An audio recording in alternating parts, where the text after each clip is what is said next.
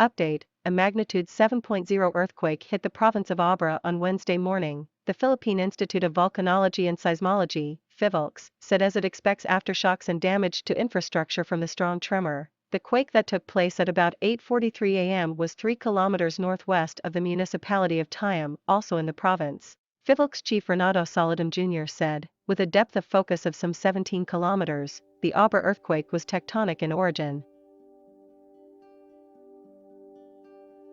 Saladum said intensity 7 was felt over Buclac and Manabo, Abra, intensity 6 in Bigan City, Sinate, Bantay, San Esteban, Ilocos Sur, Lauac, Pangasinan, and Baguio City. Intensity 5 was felt over Magsingal and San Juan, Ilocos Sur, Alaminos City and Labrador, Pangasinan, Bambang, Nueva Vizcaya, Mexico, Pampanga, Concepcion and Tarlac City, Tarlac, City of Manila, and Malabon City.